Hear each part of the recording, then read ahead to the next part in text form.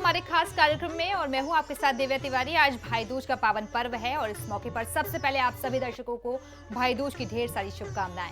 आज इस पावन पर्व पर हम तमाम जानकारियां लेंगे आचार्य जी से कि किस तरीके से भाई दूज के पर्व को मनाया जाए और क्या कुछ पूजा का विधि विधान है। चलिए आचार्य जी से जानेंगे सभी जानकारियां और कार्यक्रम की अब शुरुआत कर लेते हैं।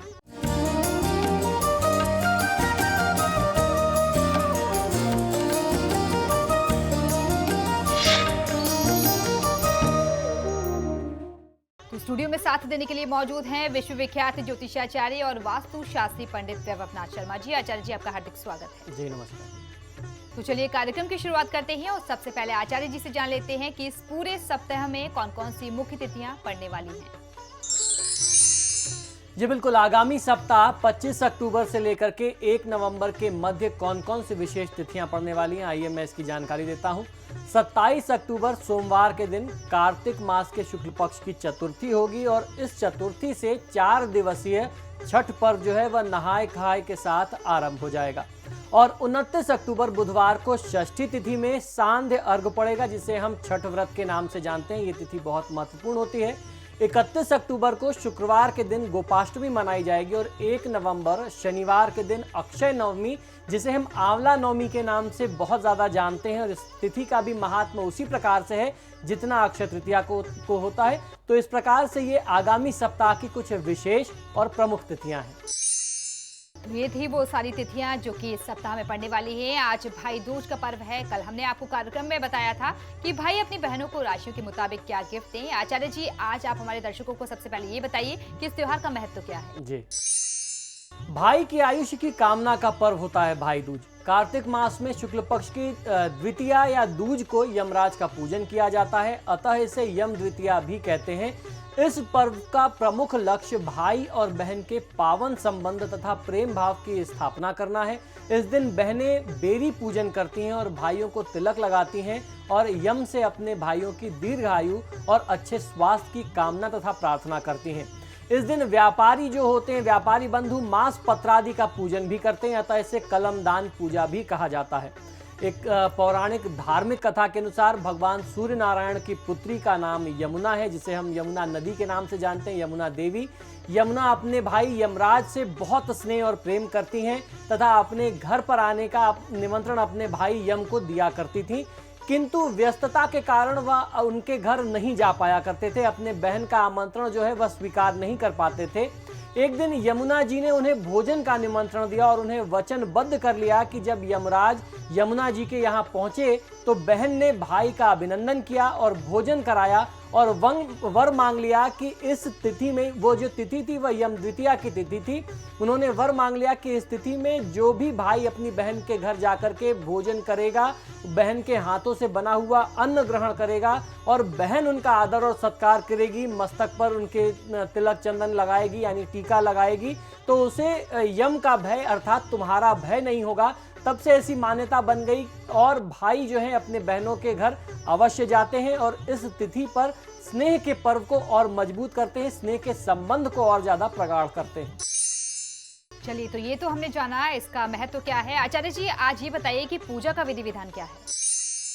भाई दूज पर क्या करें, ये एक बहुत आवश्यक प्रश्न होता है और हर व्यक्ति के मन में कौतूहल का विषय होता है कि ऐसी चीजें क्या करनी चाहिए।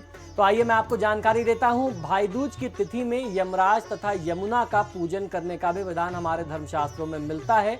भाई और बहनों को यमुना नदी में प्रातःकाल स्नान करना चाहिए, अतः प्रातःकाल उठ करके अपने दैनिक कर्तव्यों से मुक्त होकर के शरीर पर तेल मल करके स्नान करें। इस दिन भाई तेल मल करके गंगा या यमुना में स्नान करता है तो लाभ मिलता है। इस दिन भाई को अपनी बहन के घर जाकर के भोजन इत्यादि ग्रहण करना चाहिए। भाई को शुभ आसन पर बैठाकर चावल से, यहाँ पे चावल का तात्पर्य अन्न से है, चावल से युक्त भोजन अपने सामर्थ्यानुसार बहन उसे उत्तम भोजन कराए। भोजन के पश्चात भाई को तिलक लगा करके उसके आयुष्य की कामना और प्रार्थना करे। भाई अपनी बहन को अपने सामर्थ्य अनुसार वस्त्र, द्रव्य यानी दक्षिणा, कुछ रुपए, कुछ भेंट उपहार आदि दे और उसके सौभाग्य की कामना करे, उसके भावी जीवन के उज्जवल होने की कामना करे। और दोनों में जो भी एक व्यक्ति बड़ा हो, जो बड़ा व्यक्ति है वह आशीर्वाद दे और जो छोटा व्यक्ति है वह चरण छू करके आशीर्वाद को प्राप्त करे। इस प्रकार से इसका विधान होता है। विवाहिता बहनें अपने भाइयों को अपने घर ससुराल में आमंत्रित करती हैं, जबकि जो अविवाहिता बहनें हैं, जो अविवाहित हैं, जिनका अभी ब्याह नहीं हुआ, वो अपने पिता के घर पर ही भाइयों को अपने हाथों से भोजन इत्यादि करा करके उनसे भेंट उपहार और आशीर्वाद ग्रहण करती हैं। जिनकी बहनें नहीं होती, वे जिसे भी अपनी मुंहबोली बहन बनाते हैं उसको इसी अनुसार जो है विधि विधान से सत्कार करना चाहिए। भैया दूज के दिन यमराज के आलेखक चित्रगुप्त जो थे, जो उनके अकाउंटेंट थे, सारा हिसाब किताब रखते हैं, उनकी भी पूजा करने का विधान मिलता है। इसी के साथ साथ लेखनी, दवात तथा पुस्तकों की भी पूजा आराधना की जाती है। बहन भाई दोनों मिलकर के यम, चित्रगुप्त और यम के दूतों का पूजन करें और सबको अर्घ देते हैं तो लाभ मिलता है। बहन भाई की आयु वृद्धि के लिए यमदेव की प्रतिमा का पूजन करें और प्रार्थना करें कि मार्कंडेय, हनुमान, बलि, परशुराम, व्यास, विभीषण, श्री कृपाचार्य तथा द्रोणाचार्य, इन अष्ट चिरंजीवियों की तरह मेरे भाई को भी यम देवता जो है वह चिरंजीवी कर दें। इस दिन गोधन कूटने की भी प्रथा चली आ रही है। गोबर से बनी मनुष्याकृति बनाई जाती है, उसकी छाती पर ईंट रखी जाती है और उस पर स्त्रियां मूसल से प्रहार करते हुए उस ईंट को तोड़ती हैं और जो क्षेत्रीय लोकाचार से युक्त कथाएं होती हैं, जो अलग अलग क्षेत्रों में प्रचलित हैं, उस कथा को श्रवण करती हैं, एक दूसरे को कह के सुनाती हैं। इसके पश्चात भाई को भोजन कराती हैं। मिष्ठान खाने के बाद भाई अपनी बहन को यथाशक्ति भेंट देता है, जिसमें स्वर्ण, आभूषण, वस्त्र आदि जो है प्रमुख तौर पर दिए जाते हैं। तो ये कुछ सामान्य नियम है, ये एक सामान्य विधान है जो इस तिथि पर किया जाता है। हर व्यक्ति अपने सामर्थ्यानुसार, हर बहन, हर भाई अपने सामर्थ्यानुसार इस पर्व को मनाने का प्रयास अवश्य करते हैं। तो बिल्कुल आप भी इस विधि से आज पूजा करें, भाई को टीका लगाएं, उपहार लें। हमने पूरे 5 दिनों के त्योहार में लक्ष्मी प्राप्ति के उपाय अपने कार्यक्रम में आपको बताए। आचार्य जी, आज के दिन आप कौन से चमत्कारिक उपाय बताने जा रहे हैं? देखिए, ये जो भाई दूज का पर्व होता है, भाई दूज के दिन कुछ ऐसे विशेष उपाय किए जाते हैं, क्योंकि ये दीपावली का जो 5 दिवसीय पर्व है उसमें ये अंतिम क्षण होता है, ये अंतिम तिथि होती है जिसका आप लाभ ले सकते हैं। तो मैं अपने सभी सुधी दर्शकों से कहता हूं कि जिस प्रकार आपने 4 दिन दीपोत्सव मनाए और चारों दिन आपने अलग अलग उपाय और प्रयोग करके अपने जीवन को सफल बनाने का प्रयास किया, तो आज के दिन, आज की तिथि को आप यूं ही क्यों जाने दें। जब दीपावली का पर्व ये 5 दिवसीय पर्व है और जिसमें आज के दिन का भी एक बहुत महत्वपूर्ण स्थान है, तो जिस तरीके से बाकी 4 दिनों में आपने उपाय किए हैं, आज की तिथि में भी आप लक्ष्मी प्राप्ति के लिए, अपने परिवार की समृद्धि के लिए कुछ उपाय करें। तो मैं आपको कुछ ऐसे 8 उपाय बताता हूं जिसको आज की तिथि में, संध्या काल में या पूरे दिन में यदि आप करते हैं तो बहुत अच्छा फायदा मिलता है। आपको करना यह होगा कि आज भैया दूज के दिन किसी भिखारी या गरीब व्यक्ति को 9 किलो गेहूं का दान करें और अगले दिन जो है अपने मुख्य द्वार पर आप मुख्य द्वार को रंगोली से सजाएं तृतीया की तिथि को, तो आपको फायदा मिलेगा। दूसरा उपाय यह है कि भैया दूज की पूजा समाप्त हो जाने के बाद शंख की ध्वनि आपको अपने घर में जरूर करनी चाहिए। शंख में जल भर करके जब आप अपने घर में छिड़कते हैं तो इससे दरिद्रता दूर हो जाती है। तो बहुत आसान सा प्रयोग है। जब आप भैया दूज की पूजा पूरी कर लें, हर्षोल्लास से बहनें अपने भाई को मीठा खिला लें, तिलक लगा लें, जो चना घुटाने की प्रक्रिया होती है वो कर लें, उसके बाद शंख की ध्वनि करें और शंख में जल भर के अपने घर में छिड़काव कर दें। ये कोई भी कर सकता है, बहन या भाई कर ले, आपके माता पिता कर ले, इससे आपके परिवार में सुख समृद्धि बनी रहेगी। तीसरा उपाय है, भाई दूज की सुबह अगर आप उठ जाते हैं जल्दी से और कहीं से आपको गन्ने की जड़ प्राप्त हो जाए तो इसको आप जड़ को लेकर के आइए और रात में जब आप आखिरी दिन लक्ष्मी पूजन करते हैं, इस गन्ने की जड़ को आप अपनी लक्ष्मी पूजा में शामिल करें, सम्मिलित करें, इनकी भी पूजा करें, तो इससे आपको धन लाभ मिलता है और इसको आपको अपने पास अगले साल तक के लिए इस जड़ को रखना पड़ता है। चौथा उपाय है, लक्ष्मी पूजा में 11 कौड़ियां लक्ष्मी जी पर आपको अर्पित करनी चाहिए और अगले दिन कौड़ियों को लाल रुमाल में लपेट करके या लाल कपड़े में लपेट करके अपनी तिजोरी में आप रखते हैं तो इससे धन वृद्धि होती है। तो आज जब आप अंतिम बार इस दीपावली के पर्व में संध्या काल में माता लक्ष्मी के समक्ष दीपक जलाएंगे, छोटी सी पूजा करेंगे, तो उसमें ही आप कौड़ियां रख लीजिए और उसको अगले दिन आज रात भर रहने दीजिए और अगले दिन लाल कपड़े में लपेट करके अपने कैश बॉक्स में गले में रखिए, फायदा मिलेगा। पांचवा उपाय यह है कि भाई दूज के दिन लक्ष्मी पूजन अवश्य करना चाहिए, क्योंकि ये दीपावली पर्व का जो 5 दिवसीय पर्व है उसकी यह अंतिम तिथि है और लक्ष्मी जी को कमल अर्पित करें तो आपको बहुत अच्छा फायदा मिलता है। कमल गट्टे की माला से लक्ष्मी मंत्र का जाप करना चाहिए, इससे माँ लक्ष्मी अधिक प्रसन्न होती हैं। तो जो इसके पहले के कार्यक्रमों में मैंने आपको विभिन्न लक्ष्मी मंत्र बताए हैं, दीपावली वाले कार्यक्रम में बताए हैं, उन मंत्रों का जाप ये पूरे 5 दिन किया जाना होता है। तो आप आज भी उन मंत्रों का जाप करें तो आपको फायदा मिलेगा। भैया दूज के दिन माँ लक्ष्मी को पुए का भोग लगाना चाहिए और उस भोग को थोड़ा सा अपने लिए प्रसाद के स्वरूप में रख करके गरीबों में बांट देना चाहिए, इससे कर्ज उतर जाता है। ये बहुत माना हुआ प्रयोग है। भाई दूज के दिन सुबह तुलसी की माला बना करके माँ लक्ष्मी के चरणों में इस तुलसी की माला को अर्पित करने से धन में बरकत होती है। अगर आपको खुद से तुलसी की माला बनाने में दिक्कत आती है तो आप बाजार से लेकर के आते हैं या तुलसी के हरे पत्तों की माला बना करके माँ लक्ष्मी को अर्पित करें, भगवान श्री विष्णु को अर्पित करें तो आपको लाभ मिलेगा। दीपावली के 5 पर्व होते हैं, जिस तरीके से मैंने आपको बताया, धनतेरस, चतुर्दशी, दीपावली, गोवर्धन पूजा और यम द्वितीया, जिसे हम भाई दूज के नाम से आज जान रहे हैं। इन 5 दिनों में 4 छोटे दीपक आपको लगाने हैं और 1 बड़ा दीपक आपको अपने घर में पूजा स्थान में अवश्य लगाना चाहिए। दीपक लगाने से पहले आसन बिछा लें। आसन के लिए आपको खील या चावल कुछ रखना है, बिछाना है और उसके ऊपर दीपक लगाना है। इससे धन वृद्धि आपके घर में सदा बनी रहेगी, धन वृद्धि होती रहेगी। चलिए, ये तो हमने जाना कि आज सभी को भाई दूज का त्योहार कैसे मनाना चाहिए। फिलहाल यहाँ रुकेंगे एक छोटे से ब्रेक के लिए, लेकिन आप बने रहिए हमारे साथ, क्योंकि ब्रेक के बाद आचार्य जी बताएंगे कि क्या कहता है आपका साप्ताहिक राशि पर। तो बने रहिए हमारे साथ।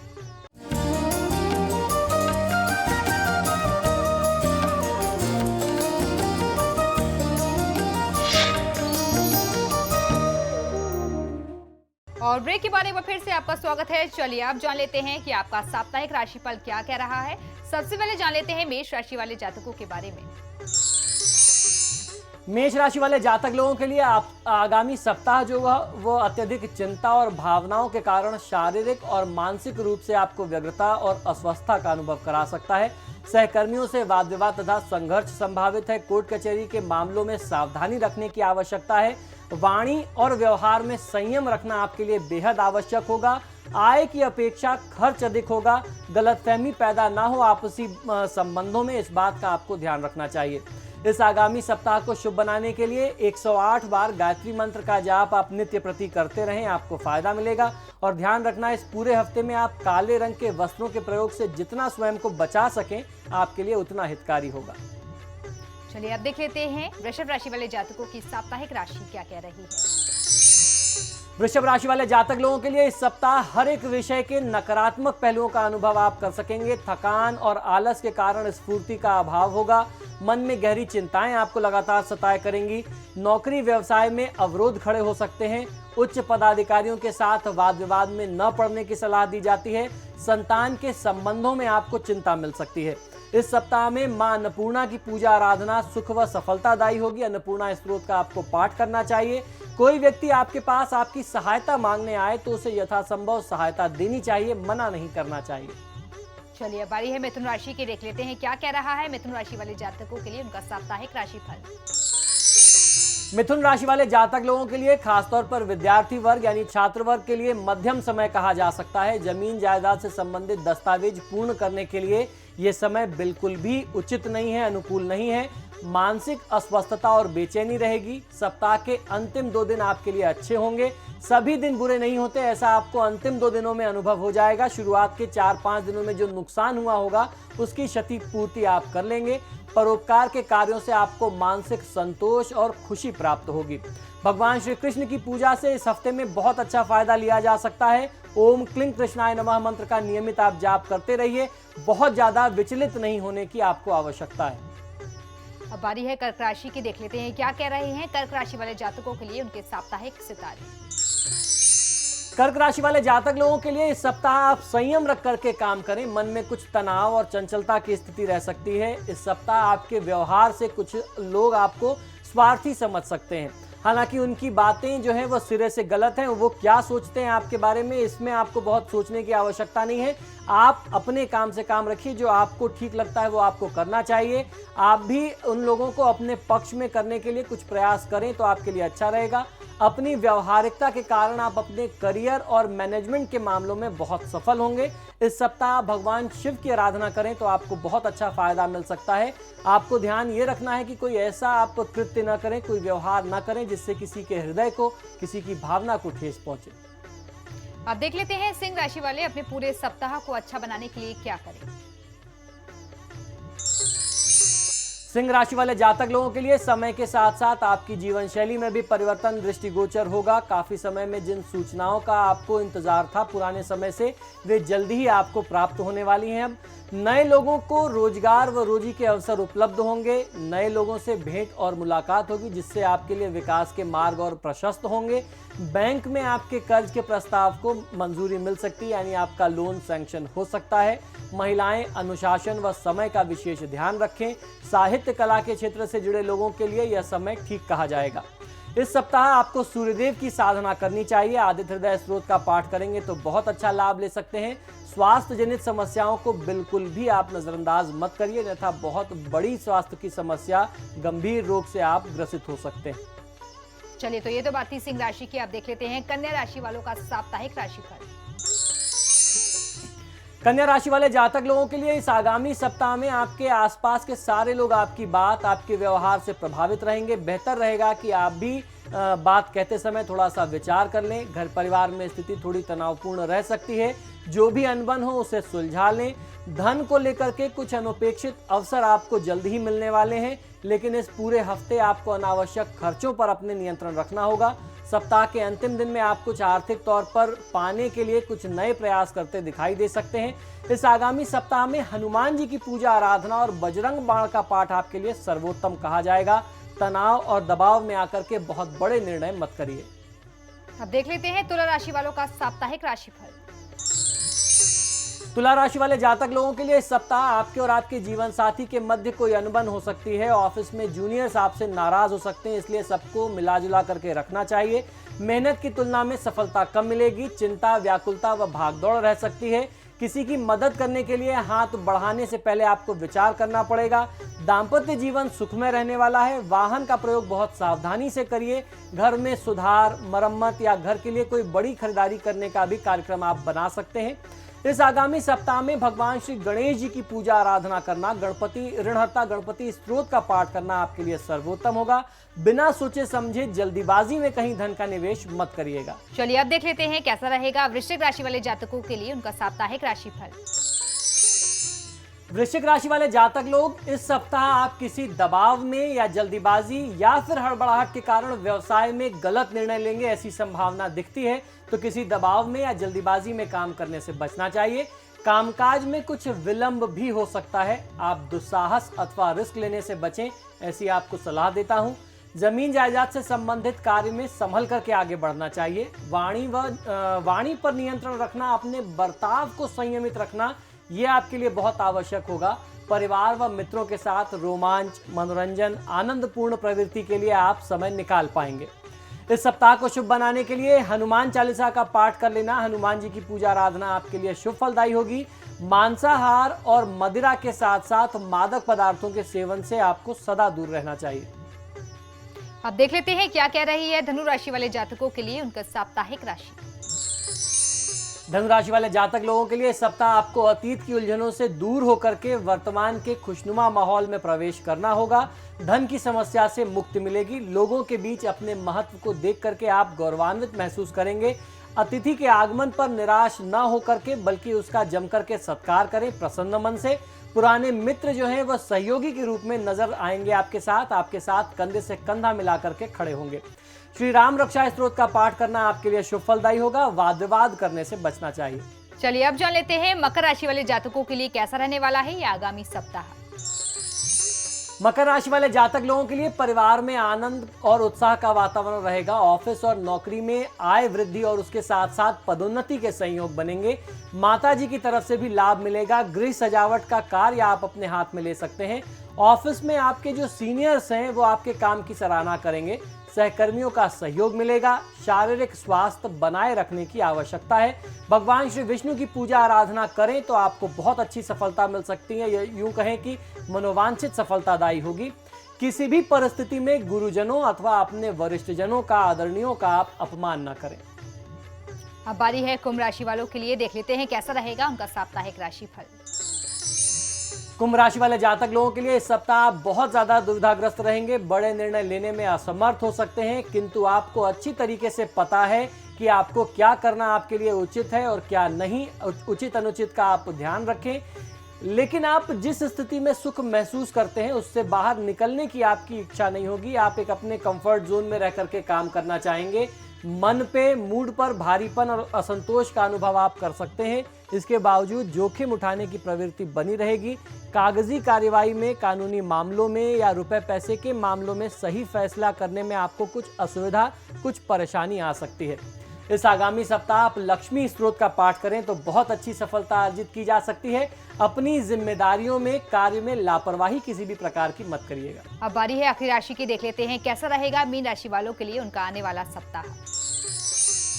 मीन राशि वाले जातक लोगों के लिए सप्ताह परिवार के आवश्यकता अनुसार कोई उपयोग की चीज खरीदने का विचार बना सकते हैं।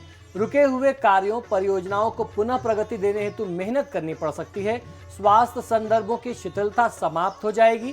कोई पूंजी निवेश हेतु आपको बहुत अच्छे ल्यूक्रेटिव ऑफर दे सकता है। लुभावने प्रस्ताव आपके सामने आ सकते हैं। इस आगामी सप्ताह को शुभ बनाने के लिए सूर्यदेव की उपासना करना आपके लिए सर्वोत्तम होगा और सूर्यदेव की साधना करने के लिए सूर्यदेव को प्रातःकाल अर्घ देना और लाल वस्त्र धारण करके गायत्री मंत्र का जाप करना सर्वोत्तम माने गए हैं। तो इस उपाय को करिए और व्यर्थ की भागदौड़ से बचिए। तो ये था साप्ताहिक राशिफल। और आपको बता दें कि आज भैया दूज का पावन पर्व है और पावन मौका है, और ऐसे में किसी भी तरीके से आप इस मौके को मत गवाइए। आज बहनों का दिन है, भाइयों का दिन है, प्यार बढ़ाने का दिन है। तो जमकर इस पर्व को खुशियों के साथ मनाइए। इसी के साथ ही हमारे आज के कार्यक्रम में फिलहाल इतना ही। बहुत बहुत शुक्रिया आपका आचार्य जी स्टूडियो में आने के लिए। हार्दिक बधाई व शुभकामनाएं। तो इसी के साथ ही हमारी इस खास पेशकश में फिलहाल इतना ही, लेकिन खबरों के लिए देखते रहिए समाचार प्लस। नमस्कार।